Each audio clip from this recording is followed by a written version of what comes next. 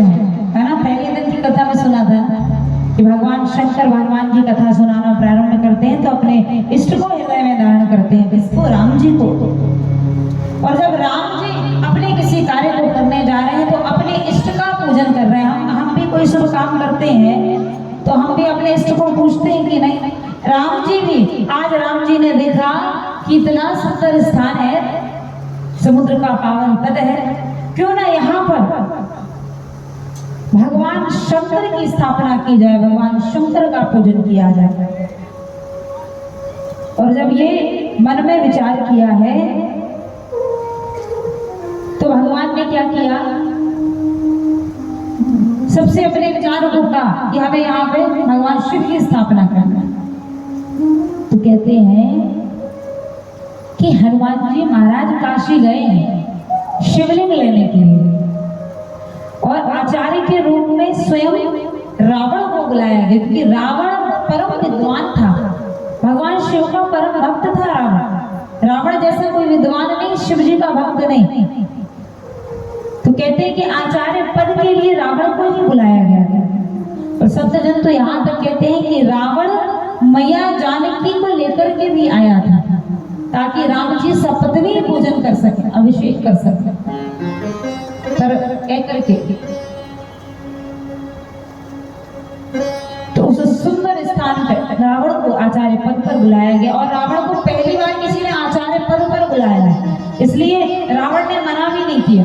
भले राम उसके यजमान हो, लेकिन रावण को पहली बार, और वो भी शिव का पूजन करना है, तो रावण ने मना।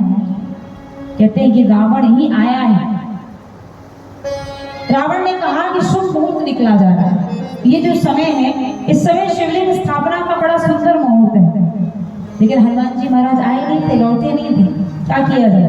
रावण ने कहा कि इस समय यदि शिवलिंग स्थापना होता है तो बड़ा शुभ समय रहेगा। तो कहते हैं वही कि बालू को एकत्र करके शिवलिंग बनाया गया और आचार्य के पद पर विराजमान होकर रावण ने भगवान श्री राम मैया जानकी से भगवान शिव का पूजन बड़े भाव से कराया और शिवलिंग की स्थापना कराई। और वो शिवलिंग क्या है? रामेश्वरम। बोलिए रामेश्वरम महादेव की जय। रामेश्वरम की स्थापना की, राम जी के द्वारा स्थापित शिवलिंग रामेश्वर। भगवान शंकर की यही महिमा है। भगवान शंकर सदैव अपने भक्त के नाम से ही जाने जाते हैं। आप चाहे किसी भी शिवलिंग को सुन लीजिए, जिसने स्थापित किया उनके नाम से भगवान शंकर है, जिसने स्थापित किया। तो रामेश्वरम के नाम से सुंदर भगवान ने शिवलिंग स्थापना की। कहते हैं हनुमान जी महाराज शिवलिंग लेकर के आ गए और हनुमान जी महाराज ने देखा रे स्थापना तो हो चुकी। हनुमान जी महाराज को बड़ा बुरा लगा। हनुमान जी महाराज ने कहा प्रभु आपने तनिक प्रतीक्षा नहीं की, अब इस शिवलिंग का क्या किया? रावण ने कहा आप तो हो चुकी स्थापना, तो हटा सको तो प्रयास कर लो शिवलिंग को हटाने का। शिवलिंग हट थोड़ी ना सकती। कहते पूंछ बांधकर हटाने का प्रयत्न भी किया था कि इस शिवलिंग को स्थापित कर दें, पर ऐसा नहीं। राम जी ने कहा चिंता मत करो, तुम्हारी इस शिवलिंग को भी स्थापित किया जाएगा। और भगवान ने हनुमतेश्वर के नाम से हनुमान जी के द्वारा लाई हुई शिवलिंग को भी स्थापित किया। वही पास में बोलिए हनुमतेश्वर महादेव की जय। रामेश्वर हनुमतेश्वर शिवलिंग की पावन स्थापना की है। लिंग ठाप विधिवत कर पूजा, शिव समाज प्रिय मोहि न दूजा। विधि विधान से भगवान ने सुंदर शिवलिंग की स्थापना की, भगवान शंकर का पूजन किया। भगवान कह रहे हैं जय रामेश्वर दर्शन करो। जय राम जय राम जय जय राम। जय रामेश्वर दर्शन करो। जय राम जय राम जय जय राम। जय राम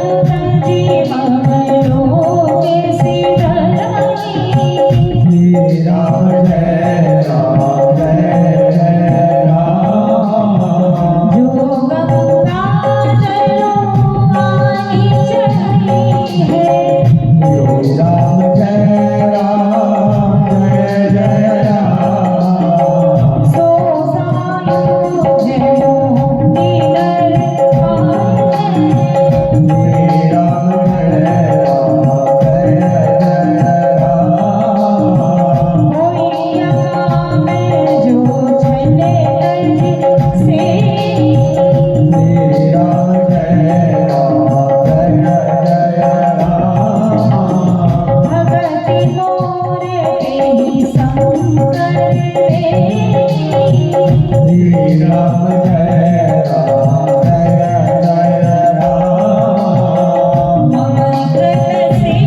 तुझे दर्शन कराई।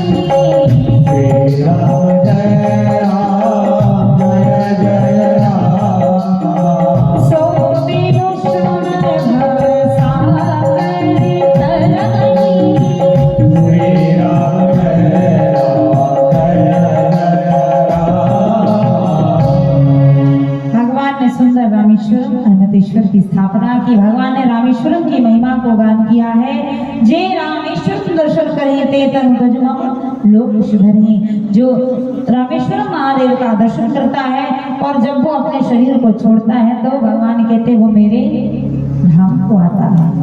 जो गंगा जल आन चढ़ाए, जो गंगा जल आकर के शिवलिंग पर अर्पण करेगा वो मनुष्य मुक्ति को पाएगा। भगवान ऐसा कह रहे हैं। कोई अकाम जो छल तरी से ये भगवती मूर्ति शंकर दे हैं। जो एकदम निष्काम मन, एकदम छल रहित होकर के सब कुछ छोड़ करके भगवान के शरण में जाएगा तो भगवान कह रहे हैं कि वो भगवान शंकर की कृपा से मेरी भक्ति को प्राप्त करेगा।